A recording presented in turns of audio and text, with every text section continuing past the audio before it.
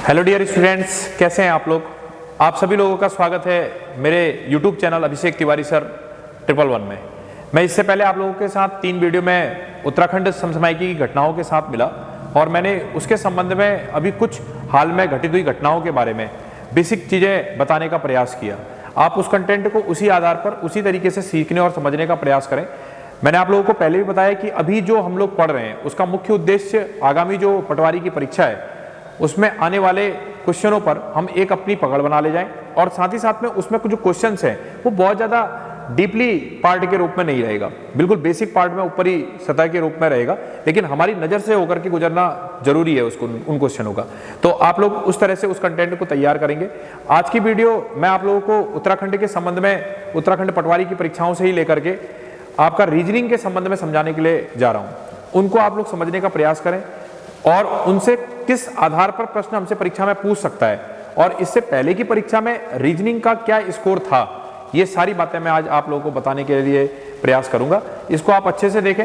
जितना महत्वपूर्ण अन्य चीजें हैं उससे भी ज्यादा महत्वपूर्ण मुझे रीजनिंग का पार्ट लगता है। तो रीजनिंग के पार्ट में भी आप अच्छे से तैयारी करके जाएं, उसे बिल्कुल फीका ना छोड़ के जाएं, क्योंकि यहां से नंबर आपको मिलता ही मिलता है और नंबर जाने की संभावना बहुत कम रहती है। तो आइए कुछ क्लास, जैसे आज मैं पहली वीडियो बना रहा हूं इस पे, ऐसे कुछ इंपॉर्टेंट क्वेश्चनों को लेकर के 2-3 वीडियो और मैं आप लोगों को रीजनिंग के संबंध में देने का प्रयास करूंगा।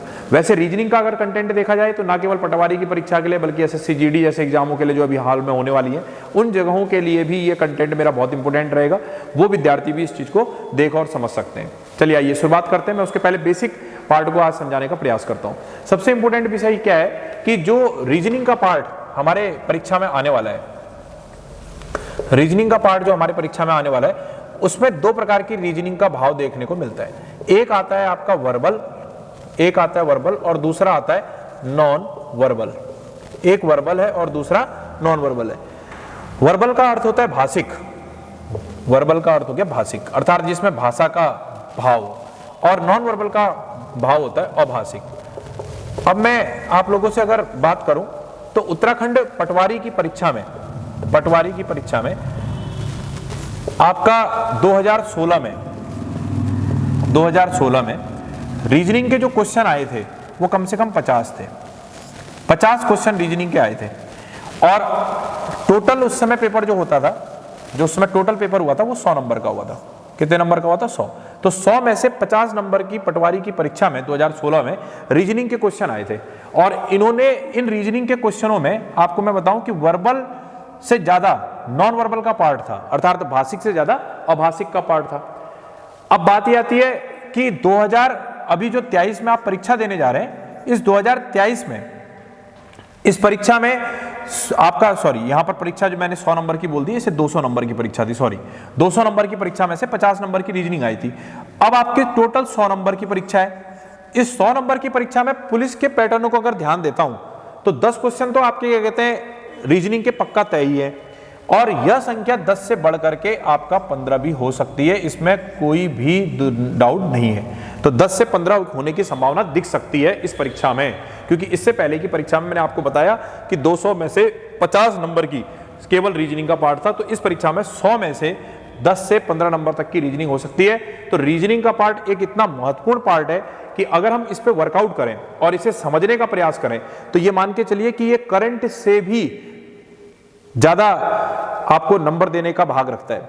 करंट एक महासागर है, तो ये रीजनिंग का पार्ट एक व्यवस्थित स्वरूप के ढांचे के रूप में आपके पास मिल करके पूछने का वो प्रयास करेगा, तो आप इसमें नंबर ले सकते हैं। कुल मिलाकर के मैं ये बात कहना चाह रहा था कि अगर आप इसमें इसको फीका करके ना जाएं, बहुत सारे विद्यार्थी देख लेंगे परीक्षा में ही हो जाएगा, पता चला वहां बैठ गए परीक्षा में उनको फॉर्मूला ही नहीं आ रहा है, कंटेंट ही नहीं आ रहा है। बेसिक सवाल अभी देखा होगा आप लोगों ने, क्या कहते हैं उत्तराखंड पुलिस की परीक्षा में बेसिक सवालों का भाव आया 10 नंबर से लेकर के 10 नंबर के करीब उसमें रीजनिंग के पार्ट थे और शायद ही कोई ऐसा प्रश्न था जो मेरे द्वारा कक्षाओं में नहीं पढ़ाया गया था। तो उन्हीं को ध्यान में रखते हुए मैं सोच रहा हूं कि जैसे करंट पर हम लोग उत्तराखंड करंट पर चर्चा का विषय बना रखा है हमने, जिस प्रकार से मैं इंडियन करंट के बारे में भी चर्चा का विषय बनाऊंगा कुछ इंपोर्टेंट चीज को लेकर के, वैसे मैं रीजनिंग के पार्ट को भी आपका साथ कुछ क्लासों के माध्यम से 2-3 क्लासों के माध्यम से देने का प्रयास करता हूं और आप लोग भी आप अपने आप से प्रयास करेंगे, उसमें मेहनत करेंगे, सीखने का प्रयास करेंगे। आइए चीजों को समझने का प्रयास करते हैं। आज मैं आप लोगों को भाषिक वर्बल के बारे में समझाता हूं। वर्बल रीजनिंग के बारे में, ठीक है। वर्बल रीजनिंग के बारे में बताता हूँ, भाषिक रीजनिंग के बारे में।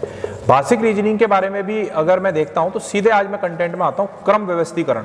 देखो यहाँ पर मेरा पढ़ाने का जो मुख्य उद्देश्य होगा वो ये नहीं होगा कि पर्टिकुलर कोई टॉपिक उठाएंगे उसके बारे में चर्चा करेंगे। मैं मेन इंपोर्टेंट क्वेश्चनों की थीम आपको बताने का प्रयास करूंगा। एक एक चैप्टर को लेकर के चर्चा का विषय नहीं हो पाएगा, तो मैं यहाँ पर जो इंपोर्टेंट पार्ट है उसको लेकर के उसकी थीम बताने का प्रयास करूंगा, ठीक है। उसको समझने का प्रयास करेंगे आपको। क्रम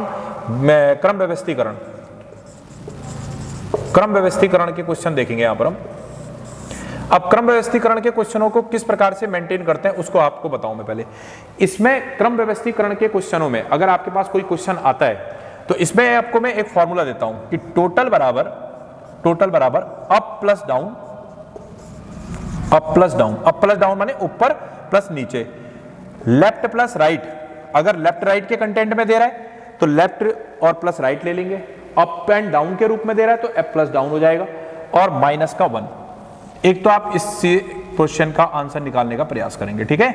ये इंपोर्टेंट फॉर्मूला है, अगर ये आपके दिमाग में बैठे रहेगा तो आप परीक्षा में क्रम व्यवस्थीकरण के रूप में पूछे गए क्वेश्चनों का आंसर देने के लिए सक्षम है। और 101% यहां से परीक्षाओं में प्रश्न क्या कहते हैं, मूव आउट रहते हैं। तो मैं आपको फिर से बता रहा हूं कि पटवारी की परीक्षा के साथ साथ जिन लोगों ने एसएससी जीडी की परीक्षा भी भर रखी है वो भी इन वीडियो के माध्यमों से शॉर्ट नोट्स की तरह से इनको देखने का काम करें। बहुत इंपॉर्टेंट पार्ट और मेन चीजों के बारे में मैं आपको समझाने का प्रयास करूंगा। तो टोटल बराबर up plus down, left plus right, minus का 1। अब इसमें मैं कुछ आपको पहले क्वेश्चन देता हूं और कुछ क्वेश्चन लिखता हूं, उसके बाद आपको समझाने का प्रयास करता हूं। मैं आप लोगों को बताता हूं कि इन क्वेश्चनों को कैसे हल किया जाए, ठीक है। तो मैंने अभी आपको बताया था कि एक टॉपिक मेरा चल रहा है क्रम व्यवस्थीकरण, या क्रम व्यवस्थीकरण का पार्ट है ये। और इसमें एक फॉर्मूला मैंने आपको दिया कि टोटल बराबर up plus down, left plus right, minus 1। Up plus down है, ऊपर या नीचे है तो उसको देखिए, लेफ्ट प्लस राइट है तो उसको देखिए, जिनमें इनमें से जो है उसको देख करके -1 कर दीजिए, आंसर आ जाएगा। जैसे पहला क्वेश्चन है, ध्यान दीजिएगा, किसी कक्षा में हिमांशु का ऊपर से 23वां स्थान है। माना कोई कक्षा है, जैसे ये बैलेंस कक्षा है, तो वो कह रहा है कि ऊपर से, ऊपर का हिस्सा यही हो गया, ऊपर से ये कह रहा है कि ऊपर से उसका अगर स्थान देखा जाए तो 23वां स्थान है। कौन सा स्थान है? 23वां स्थान है। और फिर कह रहा है कि अगर नीचे से देखा जाए, ये भाग आपका नीचे से, तो अगर नीचे से देखा जाए तो उसका स्थान कह रहा है कि 20वां आएगा। कौन सा आएगा? नीचे से 20वां आएगा। तो ऊपर से 23वां, नीचे से 20वां। और आपको बताना है कि कक्षा में कुल कितने छात्र हैं। तो टोटल बराबर अप प्लस डाउन, अर्थात 23 प्लस 20 और माइनस का 1, ये कर देंगे। टोटल बराबर आपका 4 और 3 43, 4 और 3 43, माइनस का 1, तो ये टोटल बराबर आ जाएगा आपका 42। तो पहले वाले का आंसर आ जाएगा आपका 42। बिल्कुल सिंपल, केवल और केवल 15 सेकंड में आंसर आपके पास है। 15 सेकंड भी नहीं लग रहे हैं इसको मेंटेन करने में। तो बहुत इंपॉर्टेंट क्वेश्चन। परीक्षा में होता क्या है कि हमें फॉर्मूला नहीं मालूम होता है, चीजें नहीं मालूम होती है, और उसके आधार पर इतने छोटे छोटे क्वेश्चन जो हमें नंबर टेकन है, जो हमें मेरिट में बैठा सकते हैं, इन क्वेश्चनों को भी हम छोड़ करके आ जाते हैं। आइए दूसरा क्वेश्चन देखते हैं। 30 छात्रों की एक कक्षा में गुंजन तथा त्रिलोक ऊपर से 13वें तथा 14वें स्थान पर है। ध्यान देंगे, टोटल स्टूडेंट है 30। टोटल स्टूडेंट कितने दे रखे हैं? 30। अब उसमें अगर देखा जाए तो एक कक्षा में गुंजन, पर्टिकुलर जब मैंने ऊपर से देखा तो जो गुंजन है, मैं जी लिख दे रहा हूं, ठीक है, गुंजन तथा त्रिलोक। अब मैं त्रिलोक को अलग देखता हूं, गुंजन को अलग है। Total student 30। तो गुंजन जो है वो कह रहा है कि ऊपर से 13वें स्थान पर है, 13वें स्थान पर, और त्रिलोक जो है ऊपर से 14वें स्थान पर है। त्रिलोक ऊपर से कौन से स्थान पर है? 14वें स्थान पर है। तो आपसे पूछ रहा है कि नीचे से उनका स्थान क्रमशः क्या होगा, नीचे से उनका स्थान क्रमशः क्या होगा। तो पर्टिकुलर हम क्या करते हैं गुंजन के लिए, गुंजन का स्थान कहां से? नीचे से, ठीक है। तो ये आ जाएगा आपका, फिर से वही फॉर्मूला, टोटल बराबर अप प्लस डाउन माइनस का 1। तो टोटल आ जाएगा आपका 30, टोटल में आ जाएगा आपका 30 बराबर आपका आ जाएगा 13 प्लस डाउन माइनस का 1, 13 माइनस 1। अब मैं इसको आगे इधर पे सॉल्व कर देता हूं, ठीक है। तो ये 13 है, 13 में आपका इधर पे ऐसे मेंटेन कर लेना, ठीक है, कंफ्यूजन मत होना। 30 प्लस 1 माइनस का 13 बराबर डाउन, ठीक है, डाउन हो जाएगा, ठीक है। तो उसका नीचे से स्थान आ जाएगा, डाउन से स्थान आ जाएगा 31। 31 में से मैं 13 माइनस कर दूंगा। देखिए 30 और 31, 31 में से 13 का घटाते हैं तो 31 में से 13 चला जाएगा, आपका बचेगा 18। तो आप कहेंगे कि भाई गुंजन का स्थान नीचे से कौन सा आ रहा है, 18वां। तो इसका आंसर आ जाएगा 18वां, एक का आंसर बनेगा 18वां। अब इसी प्रकार से आप क्या कहते हैं, दूसरा त्रिलोक का स्थान देखिए। अब मैं इसको ऊपर मेंटेन कर रहा हूँ, ठीक है, दूसरे पेन से मेंटेन करता हूँ जिससे आप लोगों को डाउट ना हो। क्या कहते हैं, त्रिलोक का नीचे से स्थान, नीचे से स्थान। तो त्रिलोक का नीचे से स्थान फिर से वही क्या कहता है, टोटल बराबर, तो मैं 30 टोटल डायरेक्ट फॉर्मूला लिख दे रहा हूं, ठीक है, टोटल बराबर अप प्लस डाउन, बार बार लिखेंगे फॉर्मूला तो चीजें याद रहेंगी भाई। तो 30 बराबर ऊपर से कौन सा कह रहा है 14 और प्लस डाउन और क्या कहते हैं माइनस का 1, तो 30 और 1 31 माइनस 14 बराबर डाउन। तो आप कहेंगे डाउन से नीचे से, ठीक है, इसका अर्थ है नीचे से 31 में से 14 चला जाएगा, बचेगा 17। कौन सा स्थान आ जाएगा, 17। तो एक आंसर आ जाएगा 18 और दूसरा आंसर क्या आ जाएगा आपका 17, ठीक है। तो इस तरह से मेंटेन करेंगे, बहुत ही सिंपल अच्छा सवाल, थोड़ी सी बात पर कहीं छूटे ना सवाल, ठीक है। दोनों अलग अलग नाम है, एक गुंजन है एक त्रिलोक है, इनका बोल रखा है ऊपर से, तो पहले आप ऊपर से देख लेंगे, ठीक है, फिर आप गुंजन के लिए निकाल लेंगे। तो गुंजन का स्थान आएगा नीचे से 18वां और इसी प्रकार से त्रिलोक का नीचे से स्थान आएगा आपका 17वां। बहुत इंपॉर्टेंट क्वेश्चन है ये। क्वेश्चन अगर परीक्षा में आ जाता है तो बेसिक क्वेश्चन नहीं है, बच्चे का दिमाग फंस सकता है, इसीलिए इंपॉर्टेंट क्वेश्चन है। इसी प्रकार से एक तीसरा सवाल देखिए, ये भी बहुत इंपॉर्टेंट सवालों में से एक है। रमेश 33 विद्यार्थियों की एक कक्षा में 13वें स्थान पर है। अब आपसे क्या कह रहा है, थोड़ा सा समझ के साथ अगर निकाला जाए तो बड़े आसानी से देकर के चला जाएगा आपको आंसर। तो इसमें कह रहा है टोटल हो गए आपके पास 33 विद्यार्थी।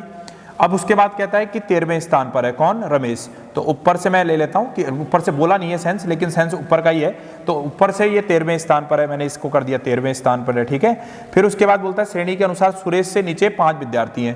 तो इसके ये कह रहा है कि सुरेश से नीचे, ये माना अगर मैं मान लेता हूं कि रमेश है, मान के लेता हूं ये रमेश ही होगा और ये आपका क्या कहते हैं सुरेश हो गया। तो ये कह रहा है कि सुरेश से नीचे 5 लोग हैं, 1 2 3 4 5, तो सुरेश से नीचे 5 लोग हैं। तो आपसे प्रश्न पूछ रहा है 5 विद्यार्थी, रमेश और सुरेश के बीच में कितने विद्यार्थी हैं। कुछ भी नहीं करना है, आप खुद ही सोचिए, 13 यहाँ है और 5 ये और 1 ये 6, टोटल हो गए 6। तो 13 + 6 बराबर 19 और आप 33 में से 19 को घटा दीजिए और आपके पास आ जाएगा 14। तो यही बीच में बैठे हुए विद्यार्थी हैं, यही बीच में बैठे हुए विद्यार्थी हैं। तो बहुत ही इंपॉर्टेंट क्वेश्चन, थोड़ा सा समझ के साथ चलना था कि किस तरह से उसे मैनेज करना है। मैं एक बार फिर से समझाता हूं ये वाला क्वेश्चन कि रमेश 33 विद्यार्थियों की कक्षा में 13वें स्थान पर है। तो मैंने इसे ऊपर से 13वें स्थान पर लिख लिया रमेश को। फिर ये कहता है कि श्रेणी के अनुसार सुरेश से नीचे 5 विद्यार्थी, ये सुरेश है, सुरेश से नीचे 5 विद्यार्थी हैं। रमेश और सुरेश के बीच कितने विद्यार्थी हैं, तो पूछ रहा है कि रमेश और सुरेश के बीच, इन दोनों के बीच में कितने विद्यार्थी हैं। तो ये टोटल हो गए आपके 5 और 1 ये 6 और ये 13, 13 और 6 हो गया 19। 33 में से 19 चला जाएगा, कितना आ जाएगा आंसर। आप बोलोगे रमेश और सुरेश के बीच में कितने बैठे हुए हैं, तो आप बोलोगे 14। कितने लोग बैठे हैं, 14। बी जो है वो ए से उम्र में 2 गुना बड़ा है। अगर मैं कहता हूं कि ए अगर x है तो b क्या हो जाएगा 2x, और दूसरी तरफ से इसके फिगर को भी मेंटेन करता हूं। b जो है वो a से उम्र में 2 गुना बड़ा है। b जो है वो a से उम्र में 2 गुना बड़ा है। तो इधर फिगर भी मेंटेन कर रहा हूं और इधर बता रहा हूं कि वो पहेली के रूप में हमसे कह क्या रहा है। दूसरी लाइन, लेकिन f से 2 गुना छोटा है, लेकिन f से 2 गुना छोटा है, तो f क्या हो जाएगा, ये b के लिए कह रहा है कि ये f से 2 गुना छोटा है, तो 2 गुना छोटा है तो f क्या हो जाएगा 4x। तो इसका आधा कर देंगे तो कितना हो जाएगा 2x। उसकी जो पहेली की क्या कहते हैं, उसने जो क्वेश्चन पूछा है उसका जो भाव है उसके आधार पर कि f से 2 गुना क्या है, छोटा है। अब इसकर मैं इस फिगर की ओर मेंटेन करता हूं तो इससे बात साफ पता चल रहा है कि b से बड़ा कौन है, f बड़ा हो जाएगा। b से बड़ा कौन हो जाएगा, f हो जाएगा, क्योंकि f जो है वो b से 2 गुना क्या हो जाएगा, बड़ा हो जाएगा। c की आयु a से आधी है, सीधी सी बात, c की आयु जो है ax है तो उससे आधी है। c की आयु a से आधी है तो सीधी सी बात है a से छोटा कौन हो जाएगा, c हो जाएगा। लेकिन d से 2 गुनी है, लेकिन d से क्या है 2 गुनी है, तो d से हमें बोल रहा है कि ये 2 गुनी है, तो d क्या हो जाएगा x/4।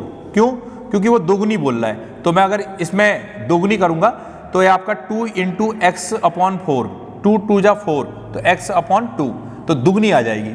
तो आपका इससे क्या पता चला कि सी से छोटा कौन है, डी।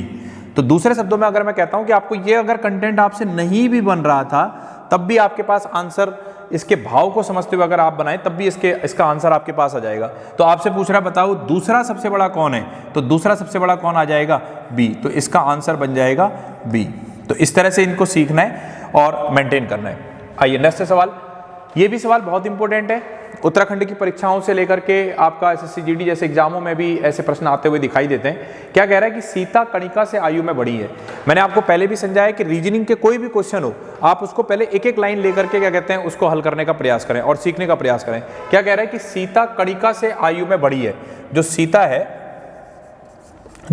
है वो कणिका से आयु में बढ़ी है। तो सीता आपका बड़ी हो गई और कणिका क्या हो गई, आपका छोटी हो गई।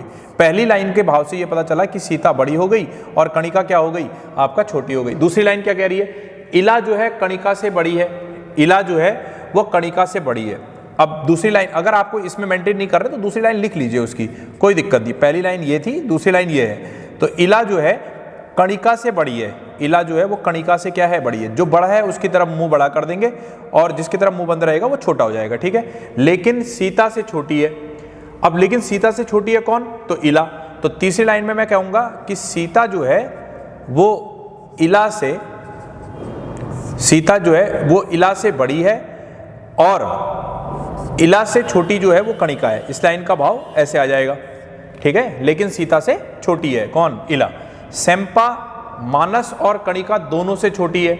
अब क्या कह रहा है कि सेम्पा जो है वो मानस और कणिका, मानस है और कणिका दोनों से छोटी कौन है, सेम्पा लिख दिया आप लोगों ने। अब आपसे बोलता है दोनों से छोटी है, कणिका मानस से बड़ी है। अब फिर से ये बोल दिया, इस लाइन को भी मैनेज कर दिया इसने, कणिका जो है वो मानस से बड़ी है। देखो इनको बनाने से क्या होता है कि आपके पास पूरा कंटेंट सामने आ जाएगा। कणिका जो है मानस से बड़ी है। अब आपसे पूछता है कि बताइए सबसे छोटी कौन है। पहले आप इस डिजाइन को बिल्कुल मेंटेन कर लीजिए। डिजाइन कैसे मेंटेन होगा, तो देखिए सबसे पहले कौन आ जाएगा, सीता के बाद अब देखिए कणिका इला कणिका, सीता इला कणिका। तो इस लाइन को मेंटेन कर लेंगे, सीता इला कणिका, ठीक है। इस तरह से ये तीसरी लाइन के कंटेंट के साथ चीजें जुड़ गई, सीता इला कणिका। फिर ये कह रहा है कणिका से छोटी मानस है, तो कणिका से छोटी मानस कर लीजिए, इस लाइन के साथ कंटेंट जोड़ दीजिए। और कणिका और मानस से छोटी कौन है, सेम्पा। कभी सवाल गलत नहीं होगा, हमेशा सवाल आपका सही होगा। जल्दीबाजी से अच्छा है सही से टाइम पर उसको मैनेजमेंट करें और आपका आंसर बिल्कुल सही बैठेगा। कि कह रहा है कि सबसे छोटी कौन है, तो सबसे छोटा आंसर आ जाएगा सेम्पा। सबसे छोटी कौन आ जाएगा, सेम्पा आ जाएगा, यही इसका आंसर बनेगा। अगर आपसे पूछता है सबसे बड़ी कौन है, तो सीता। अगर आपसे पूछता है कि बीच में कौन बैठी है, तो कणिका। अगर आपसे पूछता है कि इला से छोटी दूसरे नंबर की कौन है, तो मानस। किसी भी तरीके का क्वेश्चन पूछेगा तो आप उसके आंसर निकालने के लिए क्या है, सक्षम है। अब मैं आप लोगों को एक बहुत इंपॉर्टेंट रीजनिंग के क्वेश्चन के साथ जोड़ने जा रहा हूं। इस क्वेश्चन को ध्यान से बनाइएगा और फिर मैं बताऊंगा इस क्वेश्चन को मैं क्यों इतना इंपॉर्टेंट बोल रहा हूं और इसकी क्या खासियत है। यह क्वेश्चन आगामी आने वाली परीक्षाएं, पटवारी, एसएससी जीडी, इन तमाम परीक्षाओं, बैंकिंग सेक्टर, इन तमाम परीक्षाओं के लिए मोस्ट इंपोर्टेंट क्वेश्चन है। तो आप लोग क्या कहते हैं, इसे ध्यान से देखो, मेरे समझाने का तरीका ध्यान से देखो। फिर मैं इसमें होमवर्क भी आपको दूंगा, उसको आप लोग मेरे कमेंट्स में बताने का काम करेंगे, उनके आंसर्स को। और फिर उसके बाद नेक्स्ट वीडियो में आपको मैं बताऊंगा कि उनके आंसर्स क्या हैं, ये कमेंट्स के माध्यम से बताऊंगा उनके आंसर क्या आ रखे हैं। चलिए आइए देखते हैं कैसे बनेगा। देखो एक हमारे पास पहले इस क्वेश्चन को हमें सावधानी से पढ़ना है और क्या उसमें दे रखा है उसको ध्यान से समझना है। जैसे इस क्वेश्चन में एक अंग्रेजी वर्ड्स के साथ एक लाइन बना रखी, वेरी वेल एंड रिस्पेक्ट। इसका कोड दे रखा है FOMILAGU। इसी प्रकार से रिस्पेक्ट इज ऑलवेज अर्न, इसका कोड दे रखा है DCGUMIDM। तो इस प्रकार से 1 2 3 4 में आपको कुछ लैंग्वेज दे रखी है और उसकी ये कोडिंग दे रखी है। अब इस आधार पर हमें question number 1, question number 2, question number 3, question number 4 और क्वेश्चन नंबर 5 के आंसर से देने हैं। सबसे पहले हम क्वेश्चन नंबर 1 पर चर्चा करते हैं कि ये कैसे बनेगा। देखो सबसे पहले इंपॉर्टेंट विषय क्या है कि आप देखिए कि जो शब्द दे रखा है, मनी दे रखा है, तो आपको जो मनी दे रखा है इन चारों में 1 2 3 4 में मनी शब्द कहां कहां पर आता है उसको पहले सर्च आउट करो। जैसे मैं चारों में अगर मनी शब्द को सर्च आउट करता हूं तो पहले में कहीं नहीं है, दूसरे में कहीं नहीं है, तीसरे में कहीं नहीं है और ये चौथे में मेरे को मनी दिख गया, तो मैंने इसे इंडिकेट कर दिया मनी।